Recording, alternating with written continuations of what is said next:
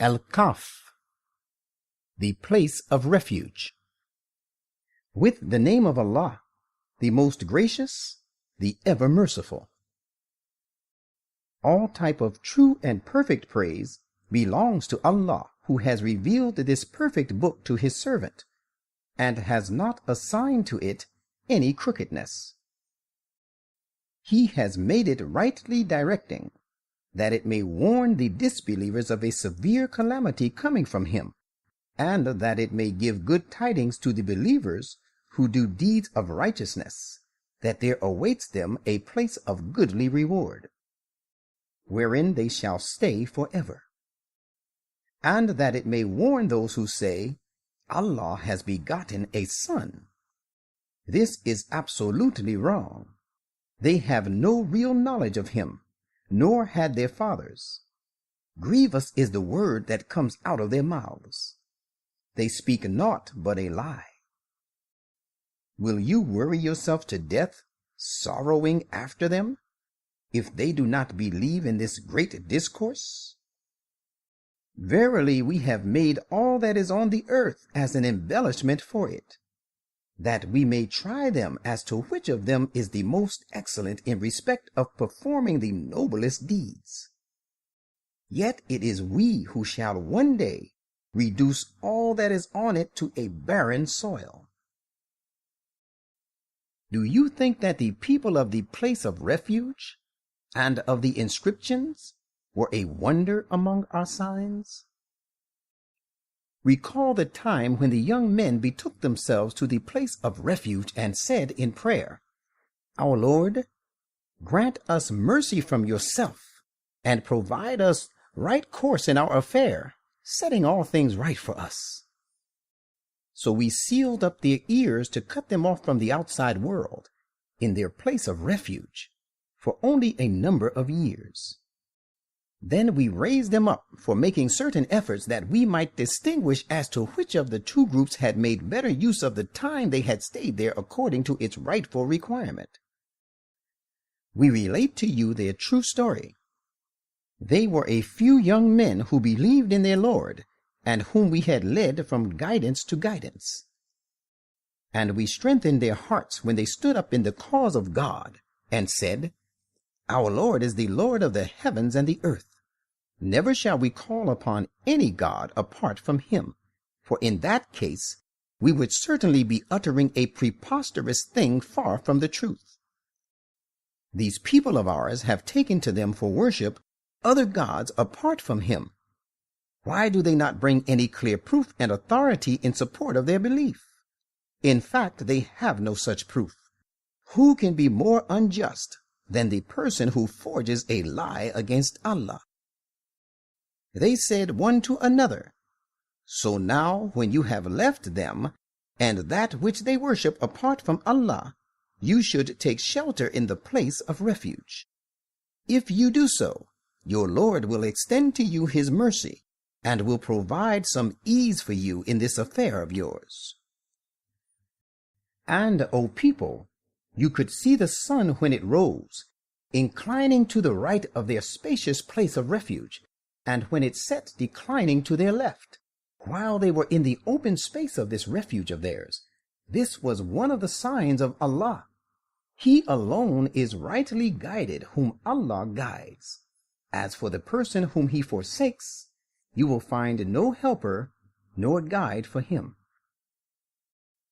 You might think them weary while they are dormant and asleep. We shall make them turn over now to the right and then to the left, while their dog is present with them, stretching its paws forward on the threshold in the courtyard. If you had become aware of their true state, you would have turned back from them in fright, and you would have surely been filled with great awe of them.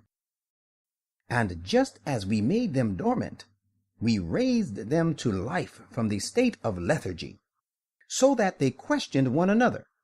One of them asked, How long have you remained dormant? Some of them said, We have remained in this state of inactivity a day or a part of a day.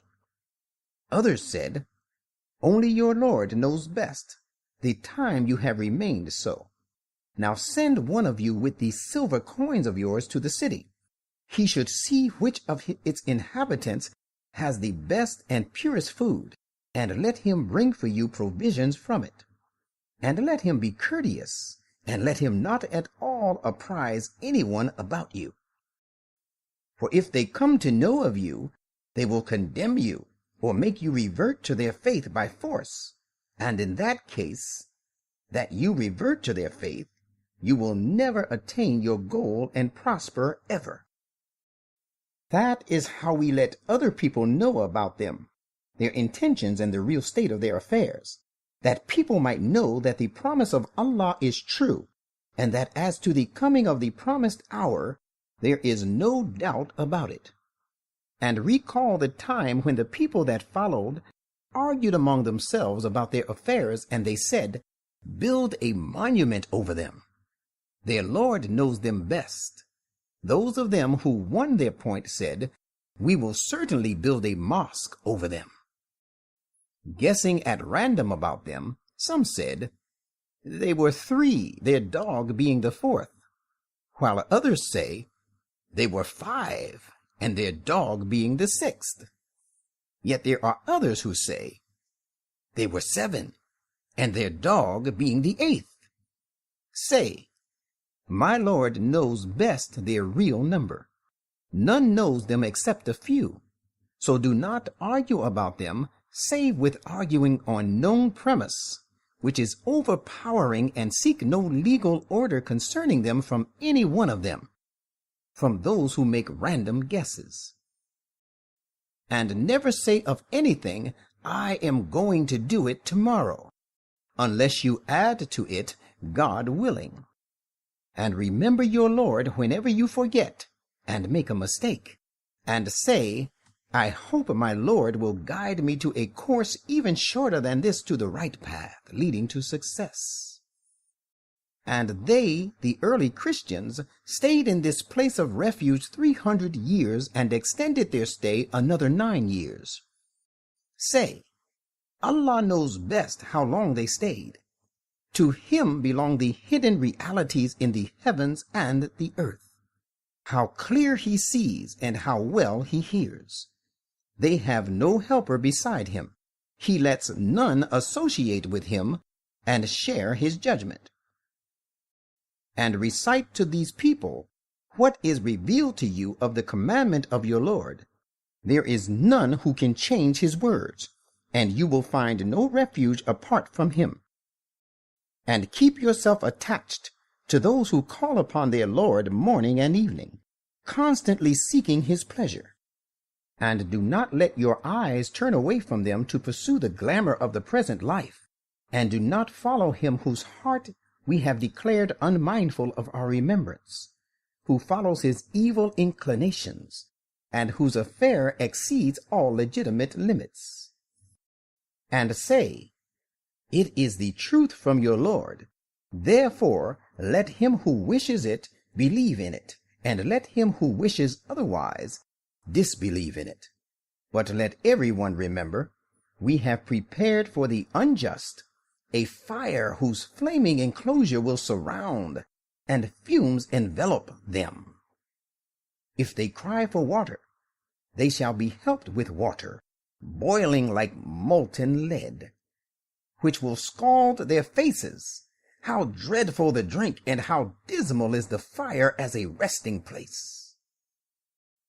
But those who believe and do deeds of righteousness should know that we certainly do not suffer the reward of those who do good deeds to be lost. It is these for whom there await the gardens of eternity, served with running streams to keep them green and flourishing. There they shall be adorned with bracelets of gold, and wear green robes of fine silk and rich brocade. They will be reclining in these gardens upon raised couches. How excellent the reward, and how beautiful the resting place. And relate to these opponents of yours the parable and description of the conditions of 2 men. We had provided to one of them 2 vine gardens which we fenced with date palms, and we placed cornfields between the 2. Each of the 2 gardens brought forth its fruit in abundance, failing not the least in them, and we had made a stream to flow as well in between the 2. Thus he, the owner, had an abundance of fruit and substances of diverse kinds. So he said to his companion, the other man, while he was arguing boastfully and vainly with him, I am richer than you in wealth, and mightier in respect of manpower. And it so happened that he entered his garden while he was unjust to his own soul. He said to his companion, I do not think that this wealth will ever perish. And I do not think that the promised hour of resurrection will ever come. But if I am ever made to return to my Lord, I will certainly find there an even better resort than this. His companion said to him, while he was arguing with him, Do you disbelieve in him who created you first from dust, and then from a sperm drop? Then he fashioned you into a perfect man? But as for myself, I believe that he, Allah alone, is my Lord, and I will associate none with my Lord. And why did you not say when you entered your garden, only that which Allah wills comes to pass?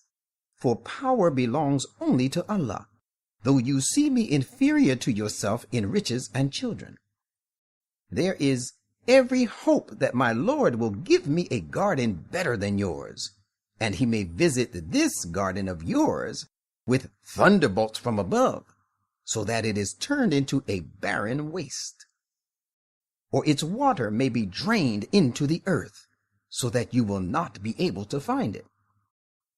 Now it came to pass that his fruit and substance was utterly destroyed, and while it lay toppled over on its trellises, he began to wring his hands on account of what he had spent on it, and said, Would that I had associated none with my Lord.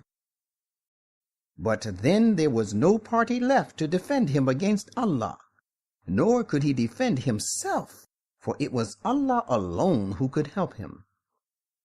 At such a time, it is thus established that protection belongs only to Allah, and help comes from him alone, the true God. He is the best in respect of rewarding, and the best in respect of bringing about good results. And give them the similitude of the life of this world. It is like water which we send down from the clouds, so the vegetation and plants of the earth flourish with it. And then it turns into chaff, which the winds scatter about. Behold, Allah is the holder of all power over what he will. Wealth and children are an adornment of the life of this world, but with regard to immediate reward, ever-abiding righteous deeds are the best in the sight of your Lord. They also promise the best hope in respect of the future. And beware of the day when we shall set the mountains in motion and make them vanish. And you shall find the nations of the earth march forth against one another, and we shall gather all peoples together, and we shall leave none of them behind. And they shall be presented before your Lord ranged in rows, and it will be said to them, Now certainly you have come to us no better than we created you the first time. But you had thought that we would appoint for you no time for the fulfillment of our promise. And on that day, the record of their deeds will be exhibited before them, and you will see those who cut off their ties with Allah fearful as to that which is recorded in it. They will say, Woe to us! What sort of record is this? It leaves out neither a small thing nor a great one, but has recounted everything.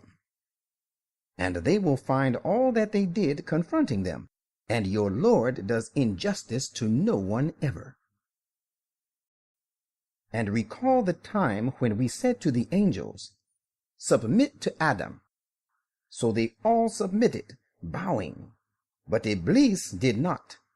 He was one of the jinn. He disobeyed the command of his Lord. People, would you then take him and his progeny and cohorts for friends rather than me, while they are your enemies? How evil is the substitute the unjust have chosen. I did not call them to make them witness and to help at the time of the creation of the heavens and the earth, nor at the time of their own creation. I would never take those who lead others astray for my helpers. And beware of the day when he will say, call on my so-called partners about whom you had many pretensions. Thereupon they will call on them, but they will give them no answer, and we shall make their association with them a cause of their perdition. And those who cut off their ties with Allah will see the fire and realize that they are going to fall into it, and they shall find no way of escape from it. And we have explained in various ways in this Quran every kind of excellent thing for the good of the people. But of all things, human being is the most contentious. Unless the precedents of the ancients should be repeated in their case, or the punishment should stare them in the face, there is nothing to hinder people from believing in the guidance when it comes to them, and from seeking protection and pardon from their Lord. And we send no apostles but as bearers of good tidings to the obedient on the one hand, and as warners to the disobedient on the other. And those who disbelieve contend by means of falsehood, that they may refute the truth thereby. And they scoff at my commandments and the punishment of which they had been warned. And who is more unjust than he who is reminded of the messages of his Lord, but he turns away from them and forgets what he has forwarded with his own hands to be stored? In fact, we have placed veils upon their hearts, which prevent them from understanding it, and in their ears is created heaviness, so that they have turned deaf. You call them to the right path as you may. They will never follow the right course and accept guidance. Your Lord is all-protecting, full of mercy. If he were to take them to task for all that they have done, he would certainly have hastened for them the punishment. Yet there is a time appointed for them. They will never find an escape from it. And these are townships of the people committed to punishment. We destroyed them when they committed inequities and wrong, and we appointed a fixed time for their destruction. And recall the time when Moses said to his sincere young comrade, I will not stop till I reach the confluence of the two rivers, the Niles at Khartoum, even if I must have to go on journeying for years. But when they reached the confluence where the two rivers met, they forgot all about their fish, which they had brought with them, so that it took its way straight into the river, burrowing into it. And when they had gone further, he said to his sincere young comrade, Bring us our breakfast. Indeed, the journey of today has been very tiring for us. He, the young comrade, replied, Did you see what happened when we betook ourselves to the rock for shelter? I forgot all about the fish, and none but Satan made me forget to mention this to you. And behold, it made its way into the river. What a wonder that I should thus forget. Moses said, That is the place which we have been seeking. So both of them returned, retracing their steps, so that they found a noble and great servant of ours, to whom we had granted mercy from us, and whom we had taught great knowledge from ourselves. Moses said to him, May I follow you so that you may teach me some of the ways of rectitude which you have been taught? He, the great man, said, Yes, But while keeping company with me, you will never be able to bear and keep company with me in patience. And how can you have patience about things the knowledge of which you do not comprehend? Moses said, "You will find me patient, God willing, and I shall not disobey you in any manner." He, the great man, said, "Well, if you would follow me, mind that you shall ask me no question about anything unless I myself broach the subject to you." So both of them set out until when they embarked in a boat, he scuttled it. Thereupon Moses said, "Have you scuttled it, that you may drown its occupants? It is indeed a strangely grievous thing you have done." He replied, "Did I not say that you would not be able to bear with me and keep company with me patiently?" Moses said, "Do not take me to task for what I forgot. Do not be too hard on me for this lapse of mine." Then they both set out again, till when they met a boy, he, the great man, slew him. At this Moses said, "Why have you slain an innocent person without his having slain anyone? Most certainly it is a strangely wondrous act you have committed." He, the great divine being, said, "Did I not tell you that you would not certainly be able to bear with me patiently?" Moses said, "If I question you about anything after this, keep me in your company no more, for in that case you shall have reached the extent of being excused by me. I shall have no excuse to offer." So both of them again set out, till when they came upon the inhabitants of a town, they asked them for food, but they refused to entertain them as guests. Then they found therein a wall which was on the point of falling down, and he, the divine being, repaired it. Moses said, "If you had wanted, you could have charged for it." The divine being thereupon said, "This is the parting of the ways between me and you. Now I shall tell you the significance of that with which you could not have patience. As for the boat, it belonged to certain poor people who worked on the river, and in their rear there was a brutal king who seized every good boat by force. So I chose to damage it. And as for the boy, his parents were believers, and we feared that he should involve them in trouble through transgression and disbelief. So we desired that their Lord should give them in his place a child superior to him in virtue and purity, and more regardful to attend to the right of relationships. As for the wall, it belonged to 2 orphan boys of the town, and under this wall there was a treasure belonging to them, and their father had been a righteous man. So your Lord desired that they should attain their age of full strength, and then take out their treasure, a mercy from your Lord. And I did not do it of my own accord. Whatever I did was the will of the Lord. This is the significance of that which you were not able to bear with patience." And they ask you about Dhul-Qarnayn, Cyrus of Persia. Say, I will just recite to you some of his account.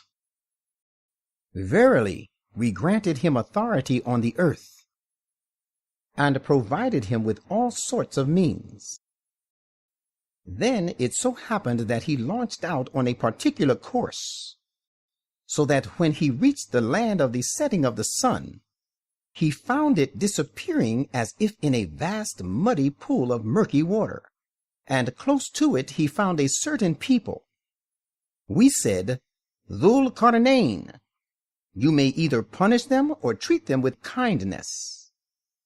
He said, well, as for him who transgresses and does wrong, we shall certainly punish him.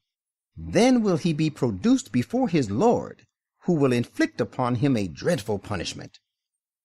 But as for him who submits and believes and acts righteously, there is for him a handsome reward with his Lord, and we shall speak to him easy words of our command.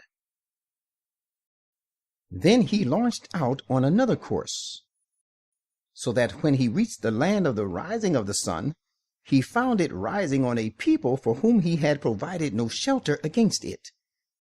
That is how it was. As for him, we alone had full knowledge of all that he had with him.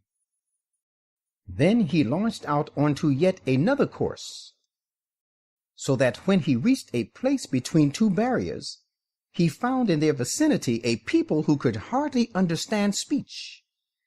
They said, "Dhul Qarnayn, Gog and Magog are playing havoc in this country. Shall we pay you tribute on condition that you set up a barrier between us and them?" He said, "The power which my Lord has endowed me with about this is better than your tribute. You only help me with your resources and human endeavor of physical strength. I will raise a rampart between you and them." Then he said, "Bring me ingots of iron," so that when all was provided for, and he had filled the space between the two barriers, he said, "Now blow with your bellows." They blew till when he had made it red hot as fire, he said, "Bring me molten copper that I may pour it thereon." So there was built the rampart which they, Gog and Magog, could neither scale, nor they had the strength to cause a breach through it. He said thereupon, "This rampart signifies a great mercy of my Lord. But when the promise of my Lord about the spread of the tentacles of Gog and Magog all over the world shall come to pass, he will raise it to the ground, crumbling it to pieces. And the promise of my Lord is certainly true. And we shall leave them, Gog and Magog, alone, at that time surging as waves in furious attacks, one over another. And the trumpet shall be blown. Then shall we gather them all together. And we shall, in a way, present hell on that day, face to face to the disbelievers. Those of them whose eyes were under a cover not heeding my reminder, and they could not even afford to hear to the voice of truth. Do those disbelievers think, even then, that they can take my servants as patrons to my exclusion? Let them know, surely we have prepared Gehenna for the disbelievers as an entertainment. Say, shall we inform you of those whose deeds shall spell their utter loss? They are those whose efforts are all lost in pursuit of things relating to the life of this world, yet they think they are doing works of good manufacturing. It is these who disbelieve in and deny the messages of Allah and the meeting with him, so their deeds have gone vain, and on the day of resurrection we shall assign them no weight. That is their recompense, Gehenna, because they disbelieved, and they looked down upon my signs and my messengers. Those who believe and do deeds of righteousness will have gardens of paradise for an entertainment and an abode, wherein they shall abide forever, having no desire to be removed from there. Say, if every ocean became ink for recording the words and creation of my Lord, surely the oceans would be spent up before the words and creation of my Lord came to an end, even if we brought to add therewith as many more oceans. Say, I am but a human being like you. It has been revealed to me that your God is only one God. So let him who hopes to meet his Lord do deeds of righteousness, and let him associate no one in the worship of his Lord.